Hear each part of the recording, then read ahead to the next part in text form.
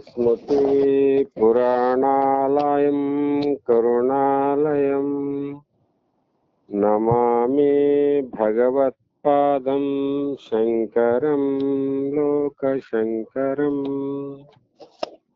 शङ्करं बादरायणं केशवम् शङ्कराचार्यं सूत्रभाष्यौ कृतो वन्दे भगवन्तौ पुनः पुनः। ಜಗದಾದಿ ಜಗದ್ಗುರು ಸಿದ್ಧಾರೂಢ ಮಹಾಸ್ವಾಮಿಗಳ ಶ್ರೀ ಚರಣಕ್ಕೂ ಆರೂಢ ಜ್ಯೋತಿ ಶಿವಪುತ್ರ ಮಹಾಸ್ವಾಮಿಗಳ ಗುರು ಪರಂಪರೆಗೂ ಶ್ರೋತ್ರಿಯ ಬ್ರಹ್ಮನಿಷ್ಠ ಬ್ರಹ್ಮಲೀನ ಬಸವಾನಂದರ ಶ್ರೀಪಾದಕ್ಕೂ ಅನಂತ ದೀರ್ಘ ದಂಡ ಪ್ರಣಾಮಗಳನ್ನು ಸಮರ್ಪಿಸಿ ಈ ದಿನ ಶ್ರೀ ಶಂಕರ ಭಗವತ್ಪಾದರು ರಚಿಸಿದ ವಿವೇಕ ಚೂಡಾಮಣಿ ಎನ್ನುವ ಗ್ರಂಥದ 45ನೆಯ ಶ್ಲೋಕ ಇಂದಿನ ಆಧಾರದ ವಿಷಯವಾಗಿದ್ದು, ಯಾವ ಶರಣಾಗತನಾದ ಶಿಷ್ಯನಿಗೆ ಗುರು ತನ್ನ ಉಪದೇಶದ ವಿಧಿಯಿಂದ ಏನನ್ನ ಮಾಡುವನು ಅಂತ ಹೇಳಿದರೆ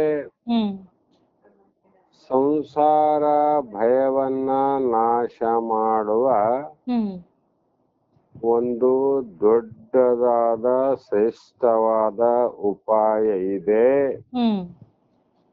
ಅದರಿಂದ ಸಂಸಾರ ಸಮುದ್ರವನ್ನ ದಾಟಿ ಅತ್ಯಂತ ದುಃಖ ರೂಪವಾದ ಜನನ ಮರಣವನ್ನ ನೀಗಿ ಪರಮಾನಂದವನ್ನ ನೀನು ಪಡೆಯುತ್ತೆ ಅಂತ ಆ ಗುರು ಶಿಷ್ಯನಿಗೆ ಅಭಯವನ್ನ ಕೊಡುವ ಉಪದೇಶ. ಮತ್ತೆ ಈ ಶ್ಲೋಕದಲ್ಲಿ ವೇದಾಂತ ಅರ್ಥ ವಿಚಾರಣೆ ಜಾಯತೆ ಜ್ಞಾನಂ ಉತ್ತಮಂ ತೇನ ಅತ್ಯಂತಿಕ ಸಂಸಾರ ದುಃಖ ನಾಶೋ ಭವತಿ ಅಂತ ಇದರ ತಾತ್ಪರ್ಯವನ್ನ ವೇದಾಂತ ಅರ್ಥ ಅಂದರೆ ಉಪನಿಷತ್ತುಗಳ ಪ್ರಮಾಣದಿಂದ ವೇದಗಳ ವೇದಾಂತದ ಅಂದರೆ ಜ್ಞಾನಕಾಂಡದ ತತ್ವಮಸಿ ಮಹಾವಾಕ್ಯ ಅದರ ಅರ್ಥವನ್ನ ವಿಮರ್ಶನೆಯಿಂದ ಉತ್ತಮ ಜ್ಞಾನವನ್ನ ಉತ್ಪನ್ನವಾಗುತ್ತದೆ.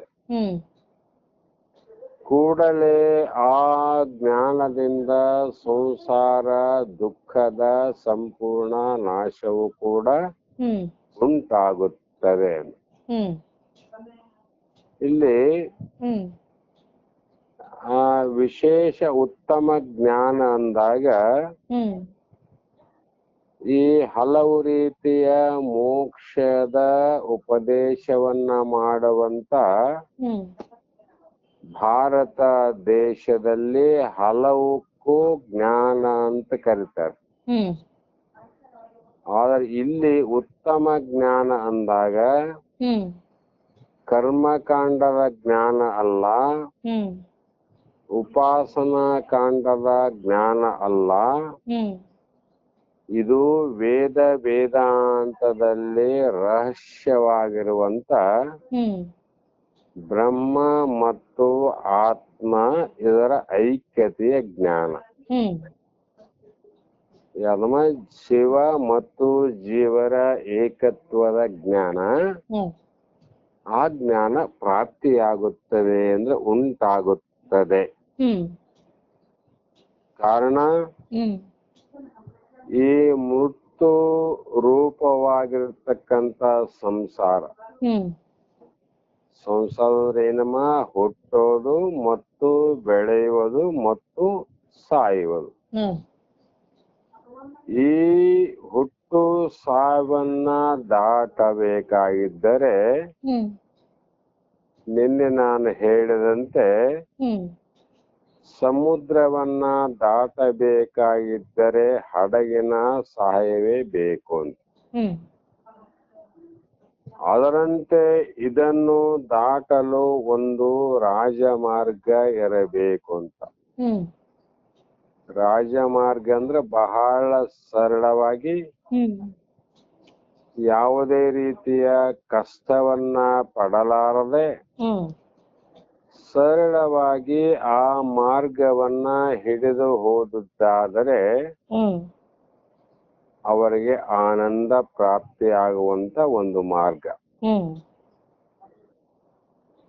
ಈ ವೇದಾಂತ ಸಿದ್ಧಾಂತಗಳ ಅನವರತ ವಿಚಾರದಿಂದ ಹ್ಮ್ ವೇದಾಂತದ ಸಿದ್ಧಾಂತ ಏನದಮ್ಮಂದ್ರೆ ಹ್ಮ್ ಕರ್ಮದ ಸಿದ್ಧಾಂತ ಪುಣ್ಯ ಪ್ರಾಪ್ತಿ, ಹ್ಮ್ ಉಪಾಸನಾ ಸಿದ್ಧಾಂತ ಲೋಕ ಪ್ರಾಪ್ತಿ, ಹ್ಮ್ ಅಥವಾ ಕರ್ಮ ಸಿದ್ಧಾಂತದಿಂದ ಆ ಯಾವ ಸ್ವರ್ಗಲೋಕ ಪ್ರಾಪ್ತಿ, ಹ್ಮ್ ಮತ್ತೆ ಉಪಾಸನದಿಂದ ಹ್ಮ್ ಲೋಕಾಂತರ ಪ್ರಾಪ್ತಿ, ಹ್ಮ್ ಜ್ಞಾನದಿಂದ ಏನು ಪ್ರಾಪ್ತಿ ಅಂದ್ರೆ ಮೋಕ್ಷ ಪ್ರಾಪ್ತಿ ಅಂತ.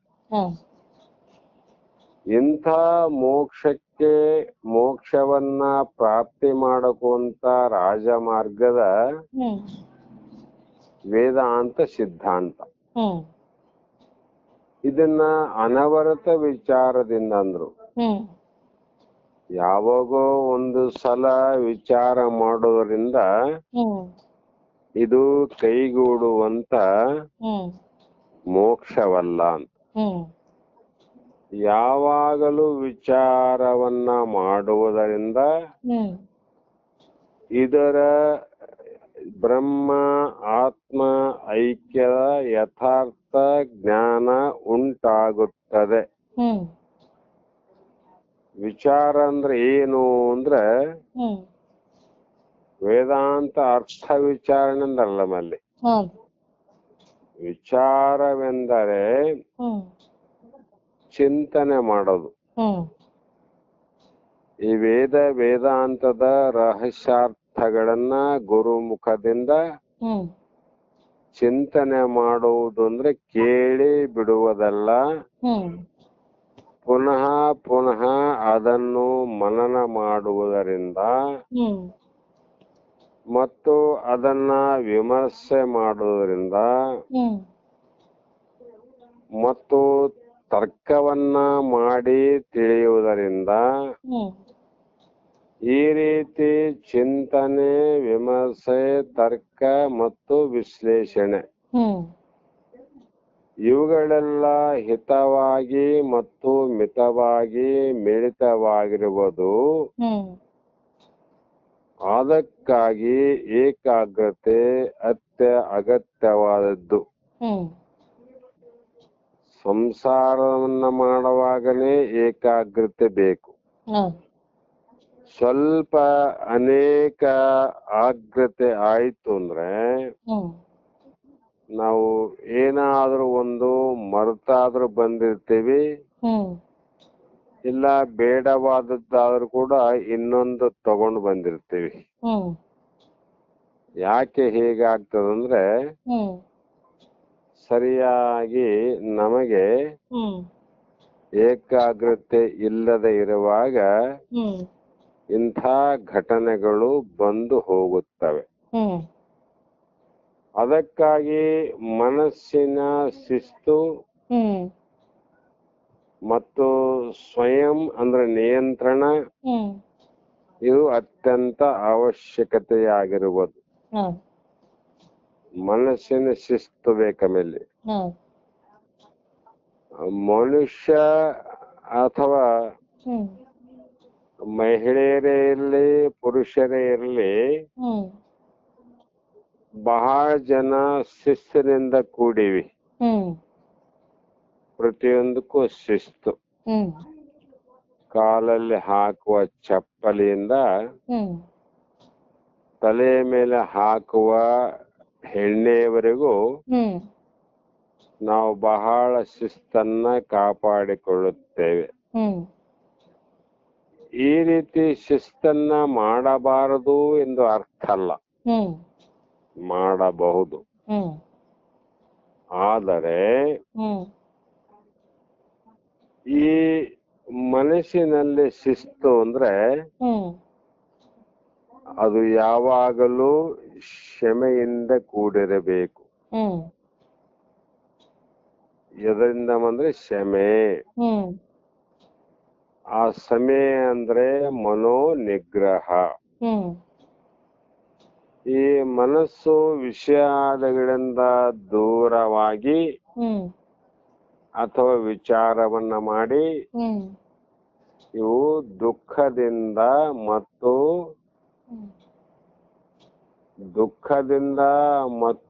ಕ್ಷಣಿಕದಿಂದ ಕೂಡಿದ ವಸ್ತುಗಳೇ ವಿನಃ ಹ್ಮ್ ಶಾಶ್ವತವಾಗಿ ಇರುವ ವಸ್ತು ಅಲ್ಲ ಅಂತ ವಿಚಾರ ಮಾಡಿದಾಗ ಹ್ಮ್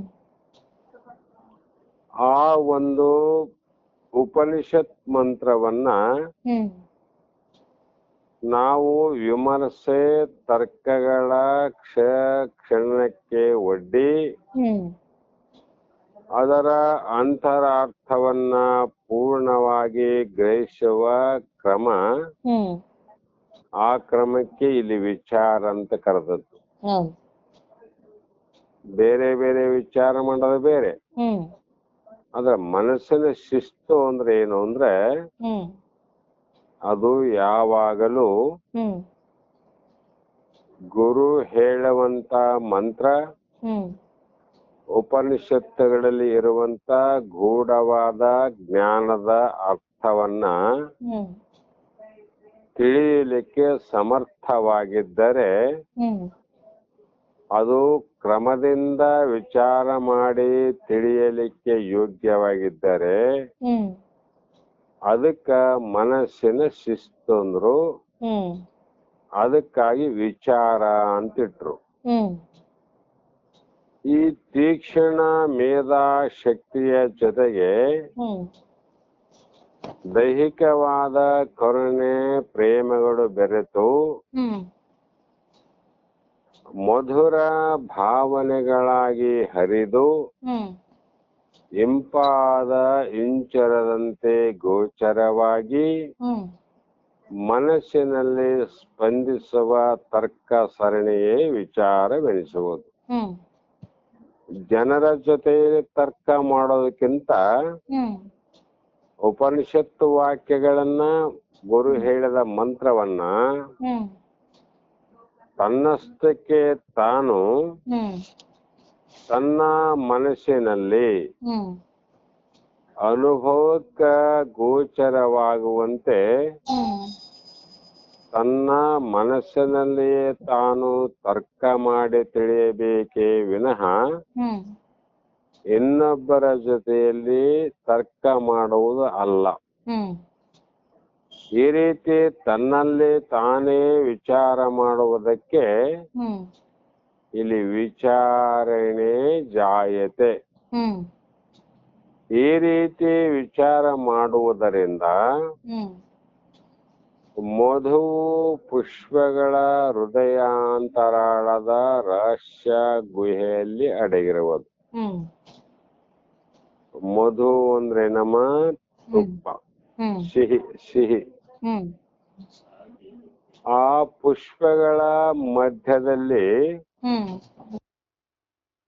ರಹಸ್ಯ ಅಂದ್ರೆ ಯಾರಿಗೆ ಗೊತ್ತು ಆಗದಂತೆ, ಗೋಚರವಾಗದಂತೆ, ಹ್ಮ್ ಎಷ್ಟೇ ವಿಚಾರ ಮಾಡಿದ್ರು ಕೂಡ ತಿಳಿಯಲಿಕ್ಕೆ ಅಸಾಧ್ಯವಾಗಿರ್ತಕ್ಕಂಥ ಹ್ಮ್ ಗುಪ್ತವಾಗಿ ಪುಷ್ಪದ ಒಳಗೆ ಆ ಮಧು ಅಂದ್ರೆ ಅಡಗಿರುವುದು. ಹ್ಮ್ ಆದರೆ ಹ್ಮ್ ಮಧುಕರವು ಮಕರದಿಂದ ಸವಿಗೆ ಮನಸೋತು ಹ್ಮ್ ಕುಸುಮಗಳ ರೇಖೆಗಳನ್ನ ಬಿಡಿಸಿಕೊಂಡು ಹ್ಮ್ ಪಾತ್ರದೊಳು ಹೊಕ್ಕು ಪರಾಗ ಪುಷ್ಪದೊಳಗಿನ ಹ್ಮ್ ಒತ್ತರಿಸಿ ತನ್ನ ಸೂಜಿ ಮನೆಯ ಹ್ಮ್ ಹೀರುಕೊಳ್ಳವೆಯಿಂದ ಮಧುವನ್ನು ಹೀರುತ್ತದೆ. ಹ್ಮ್ ಎಂಥ ಮೇಧಾವಿ ವಿಜ್ಞಾನಿ ಇರಲಿ, ಹ್ಮ್ ಜ್ಞಾನಿಯೇ ಇರಲಿ, ಯೋಗಿಯೇ ಇರಲಿ, ತಪಸ್ವಿಯೇ ಇರಲಿ, ಹ್ಮ್ ಯಾರು ಕೂಡ ಹೂವಿನ ಒಳಗ ರಹಸ್ಯವಾಗಿರುವಂತ ಹ್ಮ್ ಮಧುರವನ್ನ ಹ್ಮ್ ನಾವು ನೋಡ್ಲಿಕ್ಕೆ ಸಾಧ್ಯ ಇಲ್ಲ. ಹ್ಮ್ ಅದರಗಳಿನ ಮಧುರವನ್ನ ನಾವು ಸೇವಿಸಲಿಕ್ಕೆ ಸಾಧ್ಯವಿಲ್ಲ. ಹ್ಮ್ ನಾವೆಲ್ಲರೂ ಮನುಷ್ಯರೇ, ಹ್ಮ್ ಬಹಳ ವಿಚಾರ ಇದ್ದವ್ರೆ, ಹ್ಮ್ ಬಹಳ ಜ್ಞಾನ ಇದ್ದವ್ರೆ. ಹ್ಮ್ ಆದರೂ ಕೂಡ ಹೂವಿನ ಒಳಗಿನ ಮಧುರವನ್ನ ಹ್ಮ್ ನಾವು ಕೈ ಹಿಡಿಲಿಕ್ಕಾಗಲ್ಲ ಹ್ಮ್ ಮತ್ತು ಸೇವನೆ ಮಾಡಲಿಕ್ಕೆ ಸಾಧ್ಯ ಇಲ್ಲ. ಹ್ಮ್ ಇಂಥ ಅಸಾಧ್ಯವಾದ ಕಾರ್ಯವನ್ನ ಹ್ಮ್ ಒಂದು ಮಧುಕರ ಅಂದ್ರೆ ಒಂದು ಕೀಟ ಭೃಂಗ ಹ್ಮ್ ಆ ಗುಪ್ತವಾಗಿರತಕ್ಕಂತ ಪುಷ್ಪದ ಒಳಗಿನ ಮಧುವನ್ನ ಹ್ಮ್ ತಾನು ಪುಷ್ಪದ ಒಳಗೆ ಹೊಕ್ಕು ಹ್ಮ್ ಅದರ ಎಲೆಗಳನ್ನ ಕತ್ತರಿಸಿ ಹ್ಮ್ ತನ್ನ ಕೊಕ್ಕಿನ ಸೂಜಿ ಮನೆಯನ್ನ ಅದರೊಳಗೆ ಬಿಟ್ಟು ಹ್ಮ್ ಆ ಒಂದು ಪುಷ್ಪದ ಒಳಗಿನ ಮಧುರವನ್ನ ಹ್ಮ್ ಹೀರಿಕೊಳ್ಳಲು ಪ್ರಾರಂಭ ಮಾಡುತ್ತದೆ. ಹ್ಮ್ ಹಾಗೆಯೇ ವೇದಾಂತ ವನದಲ್ಲಿ ಉಪನಿಷತ್ತಿನ ಉದ್ಯಾನದಲ್ಲಿ ಹ್ಮ್ ವೇದಾಂತ ಅನ್ನುವುದು ಇದು ಪುಷ್ಪದ ಒಂದು ತೋಟ ಇದ್ದಂಗ. ಹೌದು. ಇಲ್ಲಿ ಅನಂತ ಉಪನಿಷತ್ತನ್ನುವೆ ಉದ್ಯಾನವನ.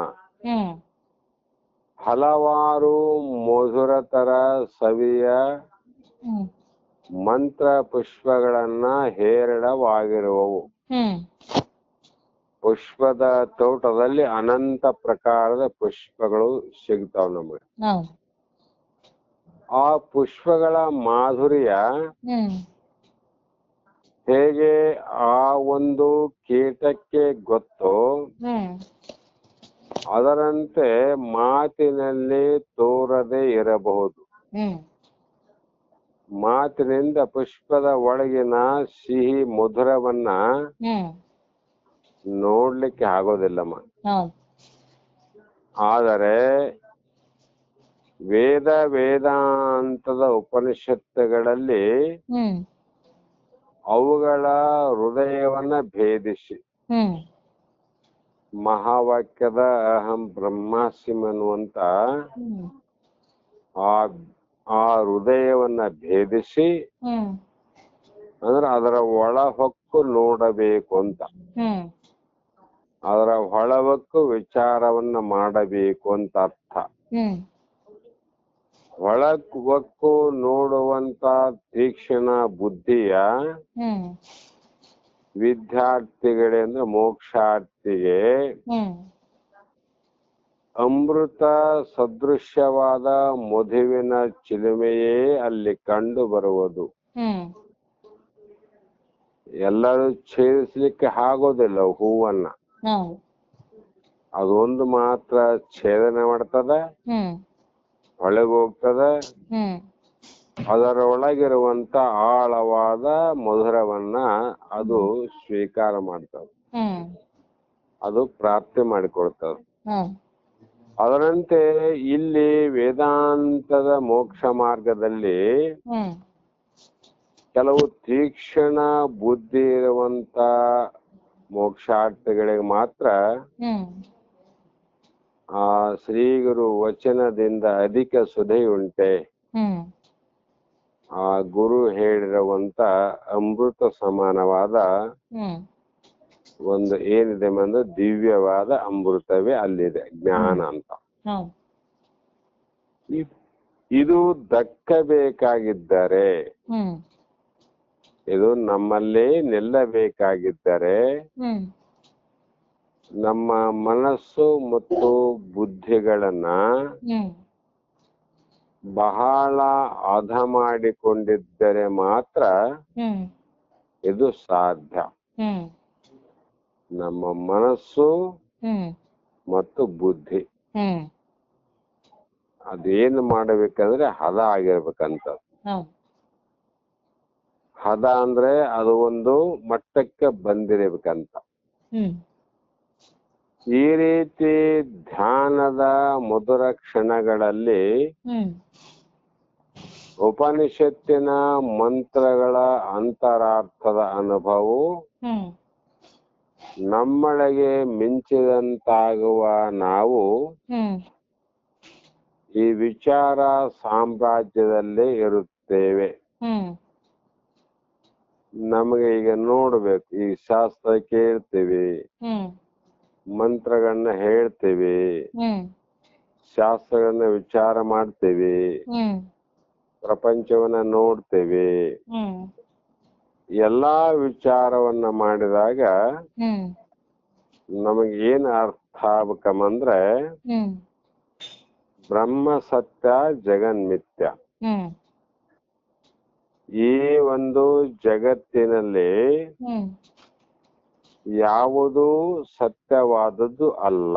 ಹ್ಮ್ ಕಾರಣ ಇವೆಲ್ಲವೂ ಹ್ಮ್ ಸತ್ಯದಂತೆ ಹುಟ್ಟಿ ಹ್ಮ್ ಮತ್ತೆ ತೋರಿ ಹ್ಮ್ ಕೆಲವು ವರ್ಷಗಳಲ್ಲಿ, ಒಂದು ದಿನದಲ್ಲಿ, ಕೆಲವೊಂದು ಹ್ಮ್ 10 ವರ್ಷದಲ್ಲಿ ಕೂಡ ಎಲ್ಲವೂ ನಾಶ ಆಗುವಂತ ವಸ್ತುಗಳು. ಹ್ಮ್ ಜಗತ್ತಿನಲ್ಲಿ ಏನಾದ್ರೂ ನೋಡ್ರಿ ನೀವು, ಹೌದು. ಯಾವ ಹ್ಮ್ ಈಗ ಹುಟ್ಟಿದಂತ ಪ್ರತಿಯೊಂದು ಕೂಡ ಒಂದಿಲ್ಲ ಒಂದು ದಿನ ನಾಶಕ್ಕೆ ಒಳಗಾದವೆ ವಿನಃ ಹ್ಮ್ ಯಾವೂ ಶಾಶ್ವತವಾಗಿ ಇರುವಂತ ವಸ್ತುಗಳಲ್ಲ. ಹೌದು. ಅದರೊಳಗೆ ಬ್ರಹ್ಮ ಅನ್ನುವಂಥದ್ದು ಒಂದು ಸತ್ಯ. ಹ್ಮ್ ದೇವ್ರಂದ್ರೆ, ಬ್ರಹ್ಮ ಅಂದ್ರೆ, ಆತ್ಮ ಅಂದ್ರೆ, ಪರಮಾತ್ಮ ಅಂದ್ರೆ, ಲಿಂಗ ಅಂದ್ರೆ ಒಂದೇ. ಹ್ಮ್ ಅದು ಲಿಂಗ ಹುಟ್ಟಿಲ್ಲ, ಹ್ಮ್ ಲಿಂಗಕ್ಕೆ ವಿಕಾರ ಇಲ್ಲ, ಹ್ಮ್ ಲಿಂಗ ಸಾಯುವುದಿಲ್ಲ. ಹ್ಮ್ ಅದಕ್ಕೆ ವೇದಾಂತದಲ್ಲಿ ಆತ್ಮ ಅಥವಾ ಬ್ರಹ್ಮ ಅಂತ ಕರಿತೀವಿ ನಾವು. ಹೌದು. ಇಂಥದ್ದು ಹ್ಮ್ ನಾವು ಚಿಂತನೆ ಸರಿಯಾಗಿ ಮಾಡಿದ್ದಾದರೆ ಹ್ಮ್ ನಮ್ಮೊಳಗೆ ಯಾವಾಗಲೂ ಆಗದೇ ಇದ್ದರೂ ಕೂಡ ಹ್ಮ್ ಮಳೆಗಾಲದಲ್ಲಿ ಆಕಾಶದಲ್ಲಿ ಒಂದು ಕ್ಷಣ ಮಿಂಚು ಬಂದು ಹೇಗೆ ಹೋಗುತ್ತದೆಯೋ ಹ್ಮ್ ಅದೇ ಪ್ರಕಾರ ನಮ್ಮ ಮನಸ್ಸಿನಲ್ಲಿ ಹ್ಮ್ ಬ್ರಹ್ಮ ಚಿಂತನೆಯಿಂದ ಹ್ಮ್ ನನಗೆ ದುಃಖವೇ ಇಲ್ಲ, ನನಗೆ ಸಾವೇ ಇಲ್ಲ, ಹ್ಮ್ ನಾನು ಆನಂದ ಸ್ವರೂಪನಾಗಿದ್ದೇನೆ, ಹ್ಮ್ ನಾನು ಮುಕ್ತನೇ ಆಗಿದ್ದೇನೆ ಅನ್ನುವಂಥದ್ದು ಒಂದು ಕ್ಷಣ ಆದ್ರೂ ಬಂದು ಹೋಗ್ಬೇಕು. ಹೌದು. ಬಹಳತ್ತು ಬೇಡ, ಒಂದು ಕ್ಷಣ ಹ್ಮ್ ಅಂದಾಗ ನಾವು ಕೂಡ ಈ ಶಾಸ್ತ್ರಗಳಲ್ಲಿ ಹೇಳಿದಂತ ವಿಚಾರದಲ್ಲಿ ಇದ್ದೇವೆ ಹ್ಮ್ ಅಂತ ನಾವು ತಿಳ್ಕೋಬೇಕು. ಹೌದು. ಮತ್ತೆ ಅವಿದ್ಯಾ ಪರಿಣಾಮವಾದ ನಮ್ಮ ತಪ್ಪು ತಿಳುವಳಿಕೆಯು ಹ್ಮ್ ಈ ವಿಚಾರ ಮಾಡುವುದರಿಂದ ಮಾತ್ರ ನಾಶ ಆಗ್ತದೆ. ಹ್ಮ್ ಪ್ರತಿಯೊಂದು ಕಾರ್ಯಕ್ಕೆ ವಿಚಾರ ಅನ್ನುವಂಥದ್ದು ಬಹಳ ಮುಖ್ಯವಾದದ್ದು, ಹ್ಮ್ ಮಾನವರಿಗೆ ಅತ್ಯಂತ ಅವಶ್ಯಕತೆ ಆಗಿರೋದು. ಹ್ಮ್ ಅದಕ್ಕಾಗಿ ಹ್ಮ್ ಈ ವಿಚಾರ ಮಾಡೋದ್ರಿಂದ ಏನಾಗ್ತದ ಅಂದ್ರೆ ಹ್ಮ್ ನಮ್ಮ ತಪ್ಪು ತಿಳುವಳಿಕೆ ಎಲ್ಲವೂ ಕೂಡ ನಷ್ಟ ಆಗ್ತಾವಂತ, ಹ್ಮ್ ನಾಶ ಆಗ್ತವ. ಹೌದು.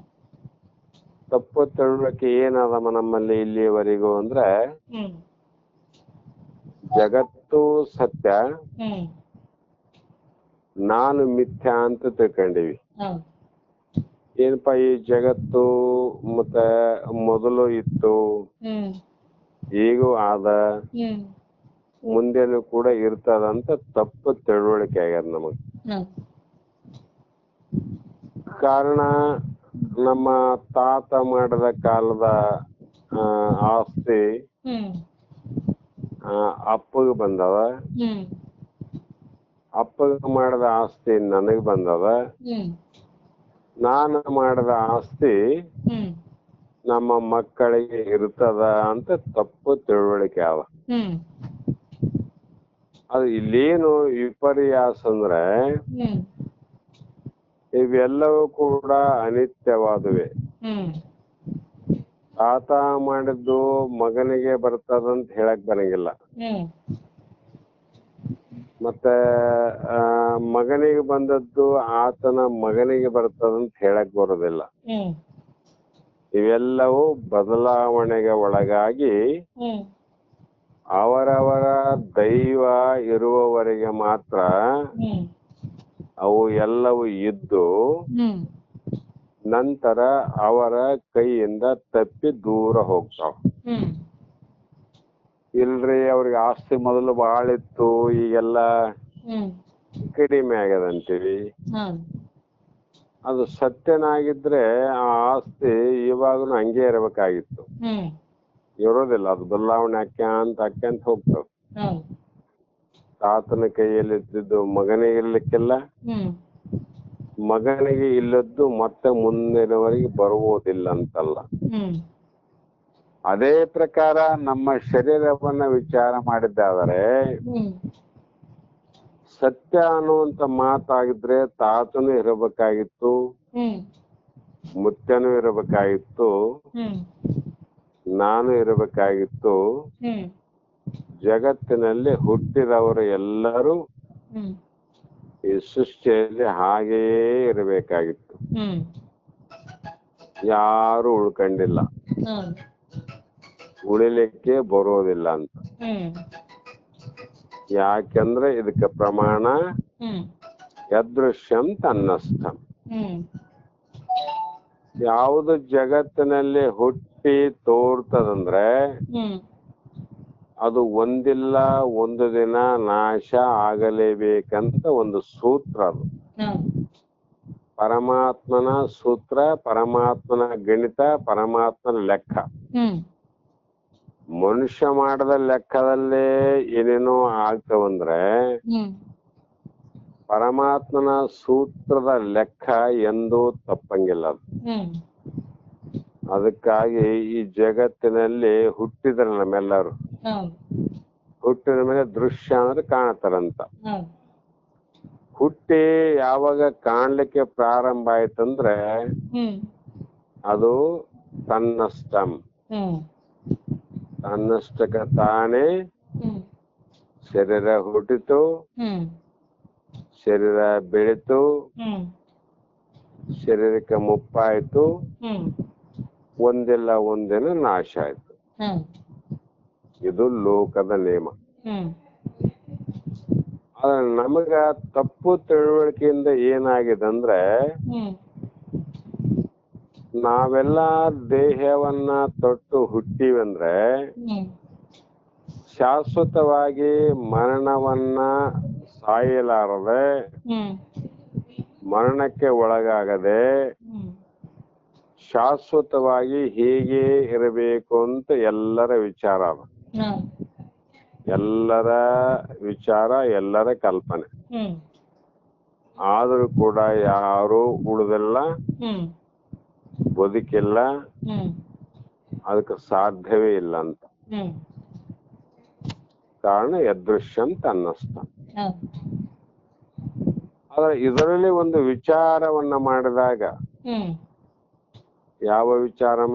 ತರ್ಕದಿಂದ, ಹ್ಮ್ ಶಾಸ್ತ್ರಗಳಿಂದ, ಹ್ಮ್ ವಿವೇಚನೆಯಿಂದ, ಹ್ಮ್ ಗುರುವಿನ ವಿಧಿಗಳಿಂದ ನಾವು ವೇದಾಂತ ಹ್ಮ್ ವಿಚಾರವನ್ನ ಮಾಡಿದಾಗ ಹ್ಮ್ ನಮಗ್ ಗೊತ್ತಾಗ್ತದ ಇಲ್ಲಿ ಒಂದು ಉತ್ತಮವಾದದ್ದು, ಹ್ಮ್ ಉತ್ತಮವಾದದ್ದು ಅಂದ್ರೆ ಶ್ರೇಷ್ಠವಾದದ್ದು, ಘನವಾದ ಹ್ಮ್ ಶರೀರದಲ್ಲಿ ಏನಿದೆ ಅಂದ್ರೆ ಒಂದು ಹುಟ್ಟು ಮತ್ತು ಸಾವು ಇಲ್ಲದ ಹ್ಮ್ ಮತ್ತು ಹುಟ್ಟು ಸಾವಿಗೆ ಒಳಗಾಗಲಾರದ ಹ್ಮ್ ಮತ್ತು ವಿಕಾರ ಆಗಲಾರದ ಹ್ಮ್ ಶಾಶ್ವತವಾಗಿ ಹ್ಮ್ ಜಗತ್ತು ಪ್ರಳಯ ಆದರೂ ಕೂಡ ಹ್ಮ್ ಆ ಪ್ರಳಯಕ್ಕೆ ಒಳಗಾಗಲಾರದ ಒಂದು ವಸ್ತುವಿದೆ. ಹ್ಮ್ ಆ ಪರವಸ್ತುವಿಗೆ ನಾವು ಆತ್ಮ ಅಂತ ಕರಿತೀವಿ. ಹ್ಮ್ ಇದ್ರಾಗ ಯಾರಮ್ಮ ಆತ್ಮ ಅಂದ್ರೆ ಹ್ಮ್ ಯಾವುದು ಎಲ್ಲವನ್ನ ತಿಳಿಯುತ್ತದೆಯೋ ಅದು ಆತ್ಮ, ಹ್ಮ್ ಯಾವುದು ತಿಳಿಸಿಕೊಳ್ಳುತ್ತದೆಯೋ ಅದು ಅನಾತ್ಮ. ಹ್ಮ್ ಏನಮ್ಮ ಆತ್ಮ ಯಾವುದು? ಎಲ್ಲವನ್ನ ಯಾವುದು ತಿಳಿಯುತ್ತಿದೆಯೋ ಅದು ಆತ್ಮ. ಹೌದು ಯಾವ ತಿಳಿಸಿಕೊಳ್ಳುತ್ತವೆಯೋ ಅವು ಅನಾತ್ಮ. ಹೌದು ಈಗ ನಮ್ಮ ದೇಹ ಹ್ಮ್ ನಮ್ಮನ್ನ ತಿಳಿಯೋದಿಲ್ಲ, ಆತ್ಮನನ್ನ ತಿಳಿಯೋದಿಲ್ಲ ಅದು. ಹೌದು ಯಾಕೆಂದ್ರೆ ಅವೆಲ್ಲ ಅನಾತ್ಮ. ಹ್ಮ್ ಅನಾತ್ಮ ಅಂತ ಯಾಕೆ ಕರಿತೀವಿ ಅಂದ್ರೆ ಹ್ಮ್ ಸ್ವಯಂ ಇತರ ಜ್ಞಪ್ತಿ ಶೂನ್ಯತ್ವಂ ಜಡತ್ವಂ. ಹ್ಮ್ ಯಾವ ವಸ್ತುವಿಗೆ ತನ್ನ ಜ್ಞಾನ ಇಲ್ಲ, ಪರರ ಜ್ಞಾನ ಇಲ್ಲ, ಅದಕ್ಕೆಲ್ಲ ಜಡ ಅಂತ ಕರಿತೀವಿ. ಹ್ಮ್ ಒಂದು ಕಲ್ಲು ಇದೆ, ಹ್ಮ್ ನಾನು ಕಲ್ಲು ಅನ್ನುವಂತ ಜ್ಞಾನ ಅದಕ್ಕಿಲ್ಲ. ಹೌದು ಆ ಕಲ್ಲಿನ ಮೇಲೆ ಯಾರಾದ್ರೂ ಬಂದು ಕೂತ್ರೆ ಹ್ಮ್ ನನ್ನ ಮೇಲೆ ಯಾರೋ ಕೂತಿದ್ದಾರೆ ಅಥವಾ ಭಾರವಾಗುತ್ತದೆ ಅನ್ನುವ ಕಲ್ಪನೆ ಇಲ್ಲ. ಹ್ಮ್ ಇವೆರಡರ ಜ್ಞಾನ ಇಲ್ಲದ ಕಾರಣ ಅದಕ್ಕೆ ಕಲ್ಲು ಅಂತ ಕರಿತೀವಿ. ಹ್ಮ್ ಅಂದ್ರೆ ಅದು ಜಡವಾದದ್ದು, ಹ್ಮ್ ಅದಕ್ಕೆ ಅರಿವಿಲ್ಲ, ಹ್ಮ್ ಅದಕ್ಕೆ ತಿಳುವಳಿಕೆ ಇಲ್ಲ ಹೌದು ಅಥವಾ ಜ್ಞಾನ ಇಲ್ಲ. ಹ್ಮ್ ವಸ್ತು ಇಲ್ಲ ಅಂತಲ್ಲ, ಆದ್ರೆ ಅದಕ್ಕೆ ಜ್ಞಾನ ಇಲ್ಲ ಅಂತ. ಹೌದು ಒಂದು ಗಿಡ ಅದ, ಈಗ ಹ್ಮ್ ಆ ಗಿಡದಲ್ಲಿ ಕೂಡ ಒಂದು ಜೀವ ಅನ್ನುವಂಥದ್ದು ಅದ, ಹ್ಮ್ ಅದರ ಬೆಳವಣಿಗೆ ಅದ. ಹೌದು ಯಾವಾಗ ಬೆಳೀತಾ ಇದೆ ಅಂದ್ರೆ ಅದರಲ್ಲಿ ಸೂಕ್ಷ್ಮವಾಗಿ ಒಂದು ಜೀವ ಇದೆ ಅಂತ ಅರ್ಥ. ಹ್ಮ್ ಆದ್ರೂ ಕೂಡ ಮರಕ್ಕ ಹ್ಮ್ ಯಾವುದೇ ಒಂದು ತೋಟದಲ್ಲಿ ಹೋಗಿ ಮುಂದೆ ನಿಲ್ರಿ, ಹ್ಮ್ ಅಲ್ಲಿ ನೂರಾರು ತರಹದ ಹ್ಮ್ ಗಿಡ ಮರಗಳು, ಹ್ಮ್ ನೂರಾರು ತರದ ಪುಷ್ಪಗಳು, ಹ್ಮ್ ನೂರಾರು ತರದ ಹಣ್ಣುಗಳು ನಮ್ಮ ಕಣ್ಣಿಗೆ ಕಾಣ್ತಾವ. ಹೌದು ಅದು ಯಾವ ಹೂವನ್ನ ನೋಡಿದ್ರು ಕೂಡ ಹ್ಮ್ ಆ ಬಳ್ಳಿಗಳು ನಾನು ಸೇವಂತಿಗೆ, ನಾನು ಜಾಜಿ, ನಾನು ಮಲ್ಲಿಗೆ, ಹ್ಮ್ ನಾನು ಕಮಲ ಅಂತ ನಮ್ಮನ್ನ ಯಾರನ್ನ ಕೈ ಮಾಡಿ ಕರೆಯೋದಿಲ್ಲ ಅವು. ಹ್ಮ್ ಅಥವಾ ನಾನು ಸೇವಂತಿಗೆ ಇದ್ದೇನೆ ಅಂತ ಹೇಳಂಗಿಲ್ಲ, ಹ್ಮ್ ನಾನು ಮಲ್ಲಿಗೆ ಹೂವು ಅಂತ ಹೇಳಂಗಿಲ್ಲ. ಹೌದು ಈ ರೀತಿ ಅವುಗಳನ್ನ ನಾವೇ ತಿಳಿಯುತ್ತೇವೆ ವಿನಃ ಹ್ಮ್ ಇದು ಮಲ್ಲಿಗೆ, ಇದು ಸೇವಂತಿಗೆ ಅಂತ. ಹೌದು ಅಂದ್ರೆ ಜ್ಞಾನ ಯಾರಿಗೆ ಆದಮಂದ್ರೆ ನನಗೆ ಜ್ಞಾನ ಆದ ವಿನಃ ಹ್ಮ್ ಆ ಪುಷ್ಪವನ್ನ ಹೊತ್ತು ಹುಟ್ಟಿದಂತ ಮರಕ್ಕೂ ಜ್ಞಾನ ಇಲ್ಲ ಅಂತ. ಹ್ಮ್ ಅದು ಹೇಳ್ಬೋದಾಗಿತ್ತಲ್ಲ, ನಾನು ಮಲ್ಲಿಗಿದ್ದೇನೆ ಬರೀ ಅಂತ. ಹೌದು ಹೇಳಂಗಿಲ್ಲ. ಹ್ಮ್ ಅದರಲ್ಲಿ ವಾಸನೆ ಇದೆ, ಹ್ಮ್ ಅದರ ವಾಸನೆ ಅದಕ್ಕೆ ಗೊತ್ತಿಲ್ಲ. ಹ್ಮ್ ಆದ್ರೆ ನಾನು ಹೋದಾಗ ಹ್ಮ್ ದೂರದಲ್ಲಿರುವಂತ ತೋಟದಲ್ಲಿ ಉತ್ಪತ್ತಿಯಾದಂತ ಪುಷ್ಪಗಳ ವಾಸನೆ ಹ್ಮ್ ತಕ್ಷಣದಲ್ಲೇ ನಮ್ಮ ನಾಶಿಕ ಅಂದ್ರೆ ಮೂಗಿಗೆ ತಗುಲ್ತವೆ. ಹ್ಮ್ ಅಂದ್ರೆ ಅದರ ಸುವಾಸನೆಯನ್ನ ಅರಿಯುವಂತ ಶಕ್ತಿ ಹ್ಮ್ ನನಗಿದೆ ವಿನಃ ಹ್ಮ್ ಆ ಪುಷ್ಪಗಳಿಗೆ ಇಲ್ಲ. ಹ್ಮ್ ಮತ್ತೆ ಇನ್ನೂ ನೂರಾರು ತರದ ಗಿಡಗಳು ಉಂಟು, ಹ್ಮ್ ಅವುಗಳ ಹಣ್ಣು ಉಂಟು. ಹ್ಮ್ ಯಾವ ಗಿಡ ಹ್ಮ್ ನಾನು ಮಾವು ಅಂತ ಅನ್ನಂಗಿಲ್ಲ, ಹ್ಮ್ ಅಥವಾ ಇನ್ನೊಂದು ನಾನು ಬೇವು ಅಂತ ಅನ್ನಂಗಿಲ್ಲ, ಹ್ಮ್ ನಾನು ಸೇಬು ಅಂತ ಹೇಳಂಗಿಲ್ಲ, ಹ್ಮ್ ನಾನು ಸಪೋಟ ಅಂತ ಹೇಳಂಗಿಲ್ಲ. ಹ್ಮ್ ಆದ್ರೆ ಎಲ್ಲಾ ಗಿಡಗಳ ಸಮೂಹವೇ ಇದ್ದಾವೆ. ಹ್ಮ್ ಅವಕ್ಕೆ ಗೊತ್ತಿಲ್ಲ ನಾ ಯಾವ ಗಿಡ ಅಂತ ಗಿಡಕ್ಕೆ ಗೊತ್ತಿಲ್ಲ, ಹ್ಮ್ ನನ್ನ ಹಣ್ಣು ಯಾರು ತಿಂತಾರಂತ ಅದಕ್ಕೆ ಗೊತ್ತೇ ಇಲ್ಲ. ಹ್ಮ್ ಅದರಂತೆ ಎಲ್ಲಾ ಗಿಡಗಳಿಗೂ ಕೂಡ ಹ್ಮ್ ಸ್ವಯಂ ಇತರ ಗತ್ಯ ಶೂನ್ಯತ್ವ ಜಡತ್ವ. ಹ್ಮ್ ಆ ಗಿಡಗಳಿಗೆ, ಆ ಬಳ್ಳಿಗಳಿಗೆ ತಮ್ಮ ಜ್ಞಾನ ಇಲ್ಲ. ಹ್ಮ್ ನಮ್ಮನ್ನ ಯಾರು ಬಂದು ಮುಟ್ಟುತ್ತಾರ ಅನ್ನುವಂತ ಜ್ಞಾನನೂ ಇಲ್ಲ. ಹ್ಮ್ ಅದಕ್ಕೆ ಏನಂತೀವಿ ಅಂದ್ರೆ ಜಡ ಅಂತ. ಹ್ಮ್ ಆದರೆ ಹ್ಮ್ ನಮ್ಮ ದೇಹ ಕೂಡ ಅದು ಕಲ್ಲಿನಂತೆ, ಒಂದು ಮರದಂತೆ, ಒಂದು ಹ್ಮ್ ಹೂವಿನ ಗಿಡದಂತೆ ನಮ್ಮ ಶರೀರ ಕೂಡ ಇದು ಜಡ. ಹ್ಮ್ ಈ ಶರೀರಕ್ಕೆ ತನ್ನ ಜ್ಞಾನ ಇಲ್ಲ, ಪರರ ಜ್ಞಾನ ಕೂಡ ಇದಕ್ಕಿಲ್ಲ. ಹ್ಮ್ ಮತ್ತೆ ಇದರಲ್ಲಿ ಜ್ಞಾನ ಆದಲ್ರಿ ನಮಗಂದ್ರೆ, ಹ್ಮ್ ನಾನು ಜ್ಞಾನಿಯಾಗಿರುವಂತ ಚೈತನ್ಯ ಸ್ವರೂಪವಾದ ಪರಮಾತ್ಮ ನಾನಿದ್ದೇನೆ ಒಳಗ. ಹ್ಮ್ ಆ ಪರಮಾತ್ಮನೇ ಜೀವಾತ್ಮ ರೂಪದಿಂದ ಹ್ಮ್ ಆ ಒಂದು ಇಂದ್ರಿಯಾದಿಗಳನ್ನು ಸಾಧನೆ ಮಾಡಿಕೊಂಡು ಹ್ಮ್ ಹೊರಗಡೆ ಇರುವಂತ ಹ್ಮ್ ರೂಪವನ್ನ ತಿಳಿತದ. ಅದು ನೇತ್ರದ ಸಾಧನೆಯಿಂದ. ಹ್ಮ್ ಕಣ್ಣನ್ನ ಸಾಧನೆ ಮಾಡಿಕೊಂಡು ರೂಪವನ್ನ, ಹ್ಮ್ ಕಿವಿಯನ್ನ ಸಾಧನೆ ಮಾಡಿಕೊಂಡು ಶಬ್ದವನ್ನ, ಹ್ಮ್ ನಾಲಿಗೆಯನ್ನ ಸಾಧನೆ ಮಾಡಿಕೊಂಡು ರುಚಿಯನ್ನ, ಹ್ಮ್ ಮೂಗನ್ನ ಸಾಧನೆ ಮಾಡಿಕೊಂಡು ವಾಸನೆಗಳನ್ನ, ಹ್ಮ್ ಚರ್ಮವನ್ನ ಸಾಧನೆ ಮಾಡಿಕೊಂಡು ವಸ್ತುಗಳನ್ನ. ಹ್ಮ್ ಯಾರು ತಿಳಿಯೋರು ಅಂದ್ರೆ ಹ್ಮ್ ಒಳಗಡೆ ಇರುವಂತ ಜ್ಞಾನ. ಹ್ಮ್ ನಮ್ಮ ಜ್ಞಾನ ನೋಡ್ರಿ. ಹ್ಮ್ ಉಳಿದ ಯಾವಕ್ಕೂ ಜ್ಞಾನ ಇಲ್ಲ, ಆದ್ರೆ ಮಾನವನಿಗೆ ಮಾತ್ರ ಜ್ಞಾನ ಆದಂತ. ಹ್ಮ್ ಆ ಕಾರಣದಿಂದ ಹ್ಮ್ ಇಲ್ಲಿ ಕೂಡ ವಿಚಾರ ಮಾಡಿದಾಗ ಹ್ಮ್ ನಮಗೆ ತಪ್ಪು ತಿಳುವಳಿಕೆಯು ನಾಶವಾಗುವುದು.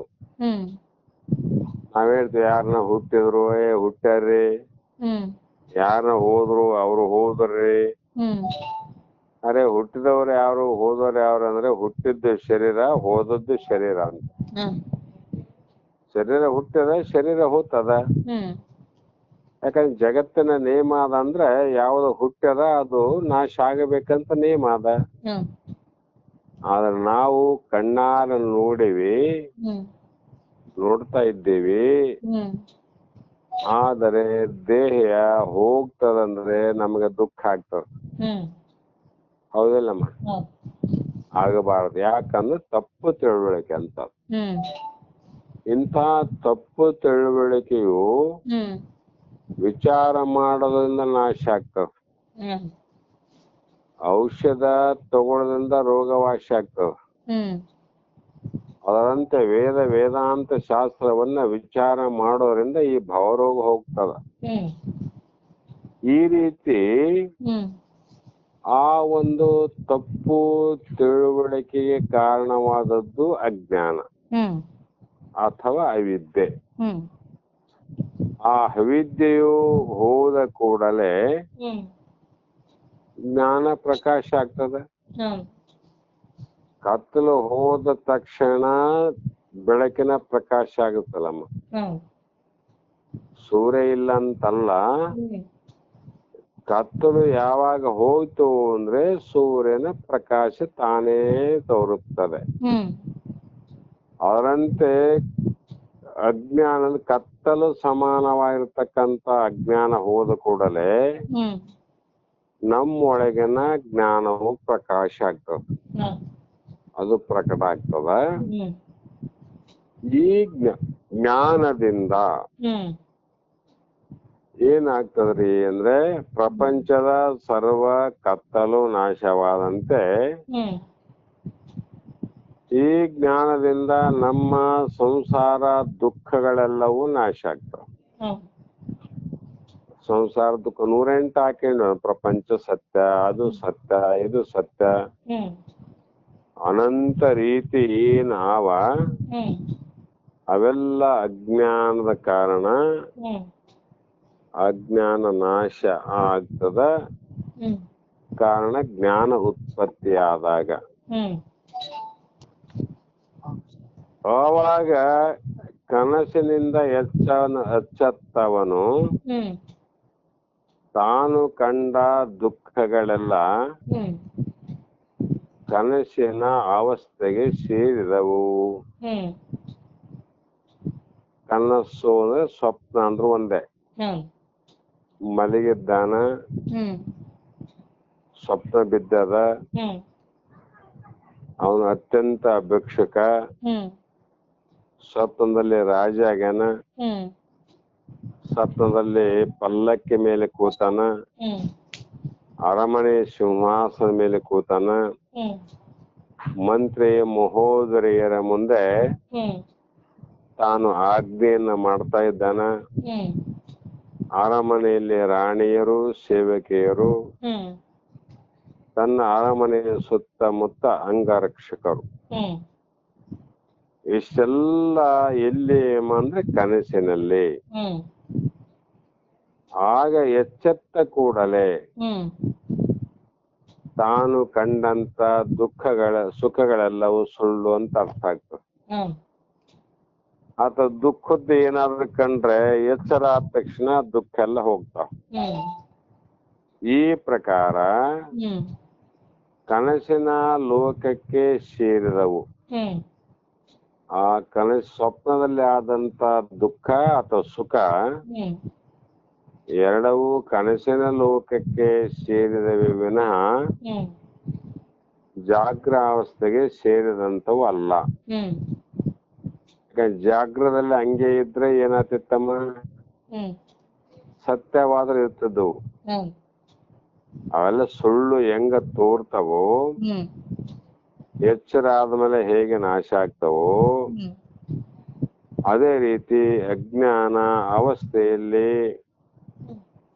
ದೇಹಕ್ಕೆ ಬರುವಂತ ಸುಖ ದುಃಖ, ಹ್ಮ್ ಮನಸ್ಸಿಗೆ ಬರುವಂತ ಸುಖ ದುಃಖ, ದೇಹಕ್ಕೆ ಬರುವಂತ ಜನನ ಮರಣ ಮತ್ತು ವಿಕಾರ, ಹ್ಮ್ ಈ ಯಾವ ಇಂದ್ರಿಯಾದಿಗಳ ಕರ್ಮ ಧರ್ಮಗಳೇನಾವ ಹ್ಮ್ ಇವೆಲ್ಲವೂ ಕೂಡ ಜ್ಞಾನವಾದ ಕೂಡಲೇ ಹ್ಮ್ ಅವೆಲ್ಲವೂ ಕೂಡ ಹ್ಮ್ ಮಾಯವಾಗಿ, ಹ್ಮ್ ಜ್ಞಾನ ಏನತ್ತಮ್ಮ ಮಾಯವಾಗಿ, ಹ್ಮ್ ಅಲ್ಲಿ ಏನ್ ಉಳಿತದ ಅಂದ್ರೆ ಶಾಶ್ವತ ಆನಂದವು ನಮ್ಮಲ್ಲಿ ನೆಲೆಸುವುದು. ಹ್ಮ್ ಶಾಶ್ವತ ಆನಂದ ಹ್ಮ್ ಅಂದ್ರೆ ಅದು ಒಂದು ಸಲ ಆನಂದ ಆದ ಮೇಲೆ ಹ್ಮ್ ಮತ್ಯಾವ ಕಾಲದಲ್ಲಿ ಕೂಡ ಆ ಆನಂದ ನಾಶವಾಗಬಾರದು.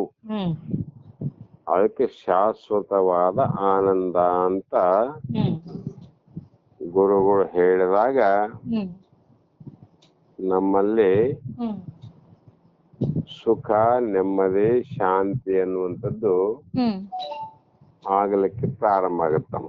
ಹ್ಮ್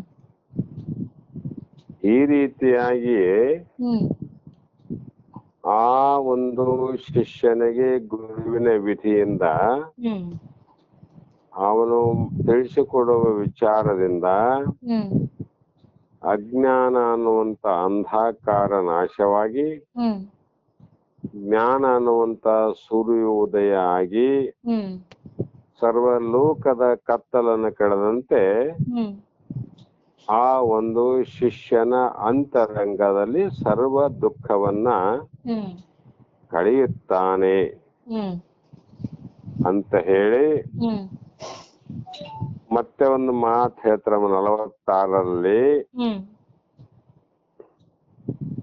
ಶ್ರದ್ಧಾ ಭಕ್ತಿ ಧ್ಯಾನ ಯೋಗಾನ ಮುಮುಕ್ಷೋ ಹ್ಮ್ ಮುಕ್ತಿ ಮುಕ್ತೆ ಹರ್ಷೋತ್ತೇನ ಹ್ಮ್ ಸ್ವಕ್ತಿ ಸಾಕ್ಷಾತ್ ತೇಗಿ ಹ್ಮ್ ಯೋ ವಾ ವಿತೇಶೈವ ತಿಷ್ಠತ್ಯಮುಷ್ಯ ಹ್ಮ್ ಮೋಕ್ಷೋ ವಿದ್ಯಾ ಕಲ್ಪಿತ ದೇಹ ಬಂಧಾತ್ ಅಂತ ಹ್ಮ್ ಈ ಶ್ಲೋಕದ ಪ್ರಮಾಣವನ್ನು ಕೊಡ್ತಾರೆ. ಹ್ಮ್ ಇದರ ತಾತ್ಪರ್ಯ ಏನಂದ್ರೆ ಹ್ಮ್ ಶ್ರದ್ಧೆ, ಭಕ್ತಿ, ಧ್ಯಾನ ಯೋಗ ಇವುಗಳೇ ಹ್ಮ್ ಮುಮುಕ್ಷುವಿನ ಮುಕ್ತಿಗೆ ಕಾರಣಗಳೆಂದು ಹ್ಮ್ ಪ್ರಮಾಣ ಏನ್ ಕೊಟ್ರಮ್ಮ? ಶ್ರುತಿ ವಾಕ್ಯ ಅಂದ್ರವ್ರು. ಹ್ಮ್ ಇದಕ್ಕೆ ಎಲ್ಲಿ ಇದ್ದದ್ದನ್ನ ನೀವು ಹೇಳ್ತೀರಿ ಅಂದ್ರೆ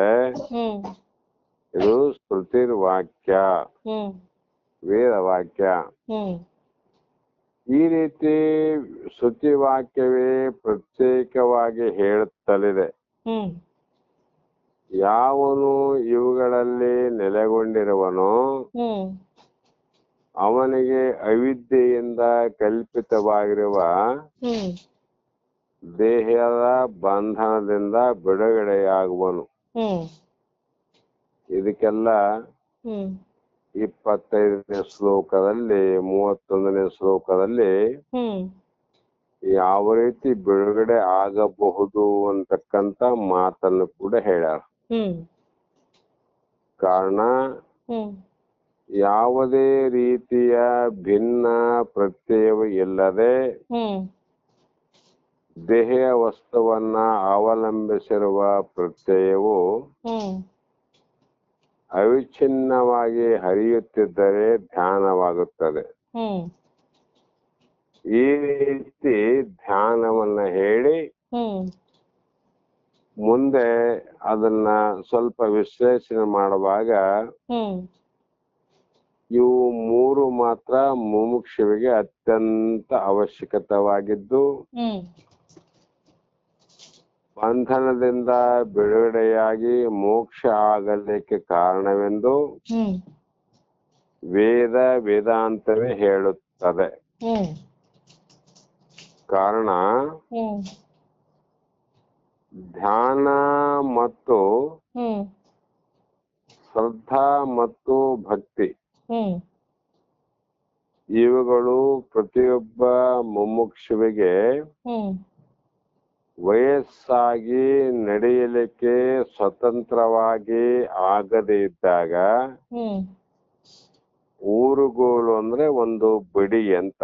ಹ್ಮ್ ಆ ಬಡಿಗೆ ಹೇಗೆ ಆಶ್ರಯವನ್ನು ಕೊಡುತ್ತದೆಯೋ ಹ್ಮ್ ಅದೇ ಪ್ರಕಾರವಾಗಿ ಹ್ಮ್ ಶ್ರದ್ಧಾ ಭಕ್ತಿ ಧ್ಯಾನ ಹ್ಮ್ ನಮ್ಮ ಆಧ್ಯಾತ್ಮ ವಿಕಾಸಕ್ಕೆ ಸಾಧನವಾಗುವುದೆಂದು ಹ್ಮ್ ಯಾರು ಇಲ್ಲದಿದ್ದರೂ ಕೂಡ ಊರುಗೋಲಿನ ಆಸರೆಯಿಂದ ಹ್ಮ್ ಸುರಕ್ಷಿತವಾಗಿ ಹೇಗೆ ನಡೆಯಬಲ್ಲನೋ ಹ್ಮ್ ಅದೇ ಪ್ರಕಾರ ಶ್ರದ್ಧಾ ಭಕ್ತಿ ಧ್ಯಾನ ಹ್ಮ್ ಇವು ಮೂರು ಹ್ಮ್ ಮುಮುಕ್ಷುವಲ್ಲಿ ಇದ್ದರೆ ಹ್ಮ್ ಆಧ್ಯಾತ್ಮ ವಿಕಾಸದ ಮಾರ್ಗಕ್ಕೆ ಹ್ಮ್ ಹೋಗಲು ಅತ್ಯಂತ ಸುಲಭ ಸಾಧನಗಳೆಂದು ಹ್ಮ್ ನಾವಲ್ಲ, ಹಿಂದಿನ ನಮ್ಮ ಋಷಿಮುನಿಗಳೇ ಹ್ಮ್ ಇದನ್ನ ಒಪ್ಪಿಕೊಂಡಿದ್ದಾರೆ. ಹ್ಮ್ ಇಲ್ಲಿ ಸ್ವಾರಸ್ಯವಾದ ಒಂದು ಸಂಗತಿ ಏನಂದ್ರೆ ಹ್ಮ್ ಇವು ಒಂದೊಂದು ಮತ್ತೊಂದನ್ನು ಬಲಪಡಿಸುವುದು ಹ್ಮ್ ಹಾಗೂ ಪುಷ್ಟೀಕರಿಸುವುದನ್ನ ಹ್ಮ್ ಶ್ರದ್ಧೆಯಿಂದ ಭಕ್ತಿಗೆ ಬಲ, ಹ್ಮ್ ಭಕ್ತಿ ಶ್ರದ್ಧೆ ವಿಶ್ವಾಸ ಏನ್ ಮಾಡ್ತಮ್ಮ? ಭಕ್ತಿಗೆ ಅದು ಬಲ ಕೊಡ್ತಾವ. ಹ್ಮ್ ಆ ಭಕ್ತಿಯಿಂದ ಏನಾಗ್ತದಂದ್ರೆ ಹ್ಮ್ ಧ್ಯಾನ ಬಲ ಆಗ್ತದ. ಹ್ಮ್ ಆ ಕಾರಣ ಒಂದು ಮತ್ತೊಂದನ್ನ ಬಲಪಡಿಸಬಹುದು. ಹ್ಮ್ ಈ ಶ್ರದ್ಧಾ ಭಕ್ತಿಗಳ ಅರ್ಥವನ್ನ ಹಿಂದೆ ವಿವರಿಸಿರುವಂತೆ ಹ್ಮ್ ಸರಿಯಾಗಿ ನಾವು ತಿಳಿದುಕೊಳ್ಳಬೇಕು. ಹ್ಮ್ ಭಕ್ತಿ ಅಂದ್ರೆ ನಮ್ಮ ಸ್ವರೂಪವನ್ನ ತಿಳಿದುಕೊಳ್ಳುವುದೇ ಭಕ್ತಿ. ಹ್ಮ್ ದೇವರು ಬೇರೆ ನಾನು ಬೇರೆ ಅಂತ ತಿಳಿದುಕೊಳ್ಳೋದು ಸಾಮಾನ್ಯ ಭಕ್ತಿ. ಹ್ಮ್ ಇದು ವಿಶೇಷ ಭಕ್ತಿ ಏನಂದ್ರೆ ಹ್ಮ್ ಏಕಂ ಏವಂ ಅದ್ವಿತೀಯ ಪರಬ್ರಹ್ಮ ಅಂತ ಹೇಳಿದ್ಮೇಲೆ ಹ್ಮ್ ಬ್ರಹ್ಮನನ್ನ ಬಿಟ್ಟು ಇನ್ನೊಂದು ಇಲ್ಲ ಅಂತ ಹೇಳಿದ್ಮೇಲೆ ಹ್ಮ್ ನನ್ನಲ್ಲಿ ಕೂಡ ಬ್ರಹ್ಮನಿದ್ದಾನೆ, ಹ್ಮ್ ಆ ಬ್ರಹ್ಮ ಹೇಗಿದ್ದಾನೆ ಎನ್ನುವಂತ ತಿಳಿದುಕೊಳ್ಳುವ ಅಪೇಕ್ಷೆ ನಿಜವಾದ ಭಕ್ತಿಯನ್ನು ಹ್ಮ್ ಹಿಂದೆ ಕೂಡ ಹೇಳ್ಯಾರದು. ಹಾ ಕಾರಣ ಶ್ರದ್ಧಾ ಭಕ್ತಿಗಳ ದ್ವಾರ ಹ್ಮ್ ನಾವು ಧ್ಯಾನದ ಸ್ಥಿತಿಯನ್ನು ಮುಟ್ಟಬೇಕಂತ. ಹ್ಮ್ ಆ ಧ್ಯಾನದಿಂದ ನಮ್ಮ ನಿಜ ಸ್ವರೂಪದ ಜ್ಞಾನ ಉತ್ಪತ್ತಿ ಆಗಿರುವುದು. ಹ್ಮ್ ಒಂದು ಸಲ ನಮಗೆ ಸ್ವಸ್ವರೂಪ ಅರಿವು ಉಂಟಾದರೆ ಹ್ಮ್ ನಾವು ಮುಂದೆ ಎಂದೆಂದಿಗೂ ನಮ್ಮ ಉಪಾಧಿಗಳಾದ ಹ್ಮ್ ಆತ್ಮನಿಗೆ ದೇಹ ಉಪಾಧಿ, ಹ್ಮ್ ಆತ್ಮನಿಗೆ ಮನಸ್ಸು ಅನ್ನುವುದು ಉಪಾಧಿ, ಹ್ಮ್ ಆತ್ಮನಿಗೆ ದೇಹ ಅನ್ನುವುದು ಉಪಾಧಿ, ಹ್ಮ್ ಆತ್ಮನಿಗೆ ಹಲವು ರೀತಿಯ ಜ್ಞಾನೇಂದ್ರಿಯಗಳು ಉಪಾಧಿಗಳೇ, ಹ್ಮ್ ಕರ್ಮೇಂದ್ರಿಯ ಉಪಾಧಿಗಳೇ, ಹ್ಮ್ ಪಂಚಪ್ರಾಣಗಳೇ ಉಪಾಧಿಗಳು. ಹ್ಮ್ ಈ ಬುದ್ಧಿ ಏನಂದ್ರೆ ಹ್ಮ್ ಯಾವಲ್ಲಿ ಭಕ್ತಿ ಶ್ರದ್ಧಾ ಧ್ಯಾನ ಇತ್ತಂದ್ರೆ ಹ್ಮ್ ಗುರು ಹೇಳಿದಾಗ ವೇದಗಳು ಹೇಳಿದಾಗ ಹ್ಮ್ ಪುನಃ ದೇಹ ನಾನು, ಮನಸ್ಸು ನಾನು, ಬುದ್ಧಿ ನಾನು ಅಂತ ಹ್ಮ್ ಎಂದೂ ತಪ್ಪಾಗಿ ಅರ್ಥವನ್ನ ಮಾಡಿಕೊಳ್ಳುವುದಿಲ್ಲ. ಹ್ಮ್ ಸರಿಯಾಗಿ ಅರ್ಥ ಮಾಡ್ತಾರ ಅವರು. ಹ್ಮ್ ಈ ಪ್ರಕಾರ ನಮ್ಮ ಸ್ವರೂಪದ ತಪ್ಪು ತಿಳುವಳಿಕೆ ಉಂಟಾಗಿದೆ ಅಂತ. ಹ್ಮ್ ಉಪಾಧಿಗಳಿಂದ ನಮಗೆ ತಪ್ಪು ತಿಳುವಳಿಕೆ ಆಗ್ಯದ. ಹ್ಮ್ ಆ ಕಾರಣ ಅವಿದ್ಯೆಯಿಂದ ಅನಾತ್ಮವಾದ, ಹ್ಮ್ ಅಜ್ಞಾನದಿಂದ ಅನಾತ್ಮವಾದದ್ದು ನಮ್ಮ ದೇಹ, ಮನಸ್ಸು, ಬುದ್ಧಿ. ಹ್ಮ್ ಇವುಗಳನ್ನ ನಾವೆಂದು ತಪ್ಪಾಗಿ ತಿಳಿದುಕೊಂಡಿದ್ದೇವೆ. ಹ್ಮ್ ಅವೆಲ್ಲ ತಿಳಿತೀವಿ, ಆದ್ರೆ ಆ ಹೂವ ನಾವಲ್ಲ, ಬಳ್ಳಿ ನಾವಲ್ಲ, ಹ್ಮ್ ಹಣ್ಣು ನಾನಲ್ಲ, ಮರ ನಾನಲ್ಲ, ಹ್ಮ್ ಎಲ್ಲವನ್ನ ನಾನು ಸಾಕ್ಷಿಯಾಗಿ ತಿಳಿಯುವವನು. ಹ್ಮ್ ಅದರಂತೆ ದೇಹ, ಮನಸ್ಸು, ಬುದ್ಧಿ ನಾನಲ್ಲ. ಹ್ಮ್ ಆ ಮನಸ್ಸಿನ ಸುಖ ದುಃಖವನ್ನ ನಾನೇ ತಿಳಿಯುತ್ತೇನೆ. ಹ್ಮ್ ಹೀಗೆ ಅನಾತ್ಮ ವಸ್ತುಗಳನ್ನ ಆತ್ಮವೆಂದು ತಪ್ಪಾಗಿ ತಿಳಿಯುವುದೇ ಹ್ಮ್ ಭ್ರಾಂತಿ ಅಥವಾ ಅಧ್ಯಾಸ ಅಂದ್ರು. ಹ್ಮ್ ಈ ಅಧ್ಯಾಸ ಏನಾಗ್ಯದ, ನಮ್ಮ ಸರ್ವ ದುಃಖಕ್ಕೂ ಮೂಲ. ಹ್ಮ್ ಸರ್ವ ದುಃಖಕ್ಕೆ ಮೂಲ ಕಾರಣ ಏನಮ್ಮ? ಇದೇ ಅಧ್ಯಾಸ, ಇದೇ ಭ್ರಾಂತಿ.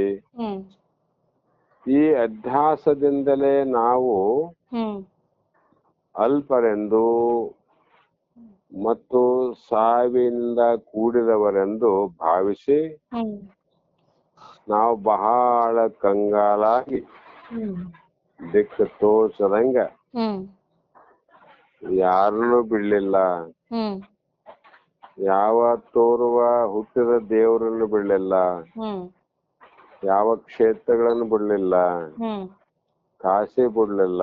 ಹ್ಮ್ ಸಮೀಪಿದರೆ ಕೈಲಾಸಕ್ಕೆ ಹೋಗಮಂದಿ ನಮ್ಮ ಭಾರತ ದೇಶದವ್ರು. ಹ್ಮ್ ಕೈಲಾಸ ಇಲ್ಲೇ ಇತ್ತಂದ್ರೆ ಹೋಗಿ ಬರ್ತಿದ್ರಮ್ಮ. ಹೌದು. ಅದು ಕೈಲಾಸ ಇಲ್ಲಿಲ್ಲ ಅಂತ ಜನ ಹೋಗಿಲ್ಲ. ಹ್ಮ್ ಯಾಕೆ ಅಂದ್ರೆ ತಮ್ಮ ಸ್ವರೂಪವನ್ನು ತಾವು ತಿಳ್ಕೊಂಡಿಲ್ಲ ಅಂತ. ಹ್ಮ್ ಹೀಗಾಗಿ ಇವಕ್ಕ ಬತ್ತಿದ ಕೆರೆಯ ಒಂದು ಮಾತು ಹೇಳ್ತಾರಮ್ಮ, ಹ್ಮ್ ಬತ್ತಿ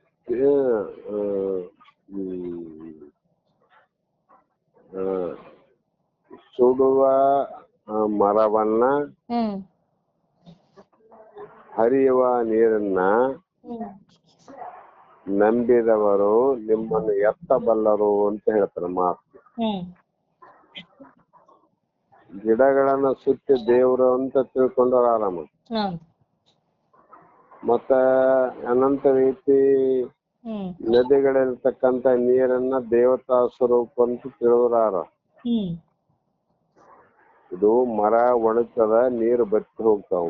ಹ್ಮ್ ಈ ಮರ ದೇವ್ರ ಮರ ಒಣಗೋಗ್ತದಿಲ್ರಿ, ಹ್ಮ್ ನೀರು ದೇವ್ರಂತ ತಿಳ್ಕೊಂಡ್ವಿ, ಜಲ ಬತ್ತಿ ಹೋಗ್ತಾವ. ಹ್ಮ್ ಇಂಥ ಒಣಗುವ ಮರಕ್ಕ ಬತ್ತುವ ಜಲಗಳನ್ನೇ ದೇವರಂತ ನಂಬಿದವರು ಹ್ಮ್ ನಿಮ್ಮನ್ನೆತ್ತಬಲ್ಲರು ಕೂಡಲ ಸಂಗಮ ದೇವ ಅಂತ ಶರಣರು ಕೂಡ ಹೇಳ್ತಾರೆ. ಹ್ಮ್ ಇಷ್ಟೆಲ್ಲ ಯಾಕೆ ಕಷ್ಟಪಡ್ತೀವಿ ಅಂದ್ರೆ ನಮ್ಮ ಸ್ವರೂಪ ಜ್ಞಾನ ನಮಗೆ ಇಲ್ಲದ ಕಾರಣ. ಹ್ಮ್ ಆ ಕಾರಣ ಹ್ಮ್ ಈ ಕಷ್ಟದಿಂದ ಬಿಡುಗಡೆಯಾಗಿ ಹ್ಮ್ ಶ್ರದ್ಧಾ ಭಕ್ತಿಗಳಿಂದಲೂ ಹ್ಮ್ ಆ ಧ್ಯಾನದಿಂದಲೂ ಹ್ಮ್ ನಮ್ಮ ನಿಜ ಸ್ವರೂಪದ ಅನುಭವವನ್ನು ನಾವು ಹ್ಮ್ ಪುನಃ ಪಡೆದುಕೊಂಡರೆ ಹ್ಮ್ ಆಗ ನಮ್ಮ ಉಪಾಧಿಗಳ ಬಂಧನದಿಂದ ಹ್ಮ್ ಬಿಡುಗಡೆ ಹೊಂದಿ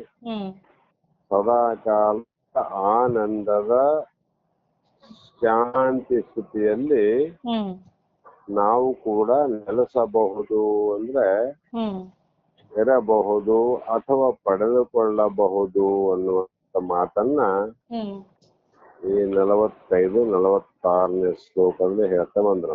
ಹೌದು. ಇಲ್ಲಿಗೆ ಸಮಯ ಆಗದಮ್ಮ. ಹ್ಮ್ ನಾಳೆ ದಿನ ಹ್ಮ್ 47ನೇ ಶ್ಲೋಕವನ್ನ ವಿಚಾರ ಮಾಡೋಣ ಅಂತಕ್ಕಂಥ ಮಾತನ್ನು ಹೇಳಿ ಹ್ಮ್ ಇಲ್ಲಿಗೆ ಮಂಗಲವನ್ನು ಹೇಳೋಣ.